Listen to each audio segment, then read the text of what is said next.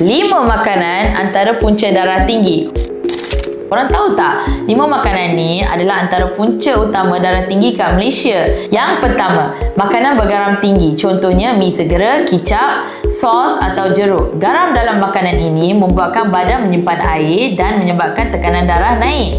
Yang kedua, makanan segera dan diproses. Contohnya nugget, sausage, burger. Semua makanan yang diproses ni syarat sodium dan mempunyai lemak tepu dan ia boleh menaikkan tekanan darah tinggi. Yang ketiga, makanan bergoreng dan minyak. Makanan-makanan ini mempunyai lemak tepu yang banyak dan boleh menyempitkan salur darah. Dan yang keempat, daging merah atau organ dalaman yang mempunyai tinggi kolesterol dan menambahkan risiko penyakit jantung. Yang kelima, makanan yang mempunyai kandungan gula yang tinggi iaitu minuman manisan seperti teh ais, boba atau air gas.